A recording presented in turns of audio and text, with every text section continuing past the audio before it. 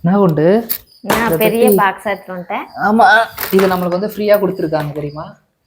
தெரியுமே. எங்க இருந்து கொடுத்தாங்க? அதை பத்தி தான் இந்த வீடியோ. ஆமா, இந்த வீடியோ ஃபுல்லா பாருங்க. அது இல்லாமல் நீங்கள் ஒரு சில கொஸ்டின்ஸ்லாம் வேறு என்கிட்ட கேட்டிருந்தீங்க.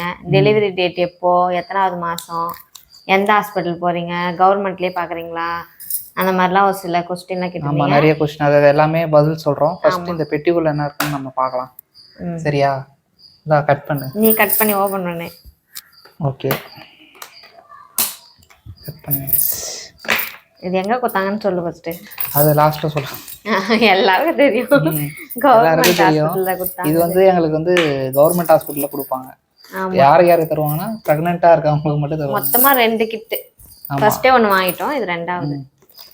டேட்ஸ் அது. ஆமா, லயன் டேட்ஸ் கொடுத்துருக்காங்க. சிங்கம் போல ஸ்ட்ரென்த் எனக்கு. நல்லா தான் இருக்கும் ஆனால் இதெல்லாம். ஆமாம், சீட்லெஸ் டேட்ஸ் வந்து 2 கொடுத்துருக்காங்க. அப்புறம் ஒரு கப்பு. ஆமாம், இது வந்து கப்பு தண்ணி குடிக்கிறதுக்கு.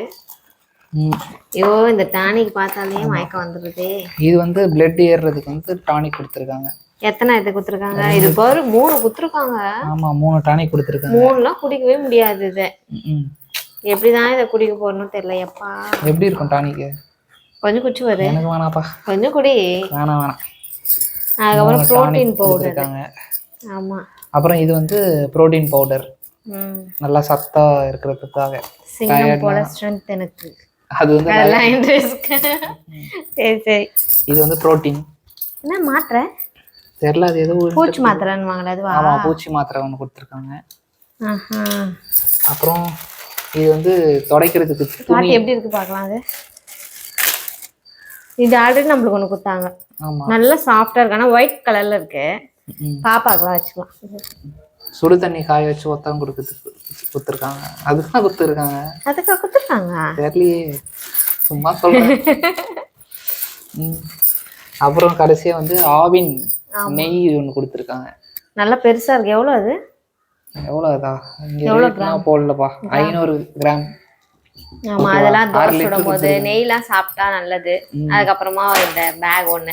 ஏன்னா இந்த பேக் நம்மளுக்கு எப்படி தெரியுமா யூஸ் ஆகும்? டெலிவரி அப்பெல்லாம் அந்த ஏதாச்சும் பொருள். ஆமா, குழந்தை ட்ரெஸ்னா நீங்க இதுல வச்சுக்கலாம். ஆமா, இதுனா அந்த பொருள்லாம் காலி பண்ணிட்டு இதுல ட்ரெஸ் வச்சுக்கலாம். ஆமா, அதெல்லாம் வச்சுக்கிறதுக்கு யூஸ் ஆகும். அப்புறம் கரெக்டா ஒரே கலர்ல கொடுத்துருக்காங்க. உனக்கு தான் அந்த கப்பு. ஆமா, அதே மாதிரி பாத்தீங்கன்னா இது வந்து 7th மந்த். ஆமா, எத்தனாவது மந்த்னு கேட்டிருந்தீங்க. எங்களுக்கு இப்போ வந்து 7th மந்த் 28 வீக்ஸ் ஆகுது. அதுக்கப்புறமா வந்து டெலிவரி டேட் கேட்டிருந்தீங்க. March last week. ஆமா, மார்ச் லாஸ்ட் வீக் அப்பதான் டெலிவரி.